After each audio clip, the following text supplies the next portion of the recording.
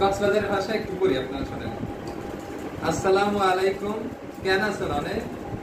আর নাম মাহিরা, আর বাপের নাম রাজীব মিয়া, আর বাড়ি ফরিদপুর, অনের নাম কীর্তনে, কি গরম সময় পাইলে আর বাড়ি আইসব বেড়াই ভাল্লাই আইলে আর মা বাপে বহুত খুশি হইবে। অনেক অনেরে অনেরে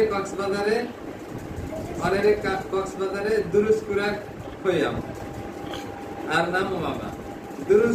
দুরুস কুরা মানে কি মহিলা? দুরুস কুরা মানে হচ্ছে মুরগি কুরা, খইয়াম মানে খাওয়াবো, ঠিক না? আচ্ছা, তোমরা বুঝতে পেরেছো মোটামুটি? হ্যাঁ, বুঝতে পেরেছো? অন্যরকম না? অন্যরকম না?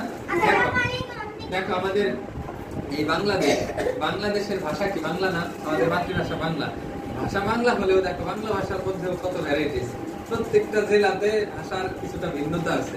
ইভেন প্রত্যেকটা জেলা না, উপজেলাতেও একটা এলাকা, এক গ্রামের থেকে আরেক গ্রামেরও ভাষার কিছুটা ভিন্নতা দেখা যায়, ঠিক না?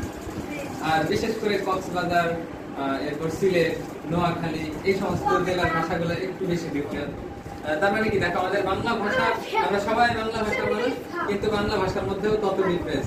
এই যে এক একটা জেলায়, সেজন্য আমাদের কি কিন্তু ঘোরা উচিত, ঠিক না? আমাদের ট্যুরে যাওয়া উচিত, আমাদের দেশ ঘোরা উচিত, আমাদের প্রথমে আমাদের নিজেদের দেশ ঘুরে দেখা উচিত, যে কত রকমের ভাষা, কত রকমের মানুষ, কত রকমের কালচার। এগুলা দেখলে আমাদের অভিজ্ঞতা হয়, এগুলা দেখলে আমরা নতুন কিছু এক্সপ্লোর করতে পারি, নতুন কিছু শিখতে পারি।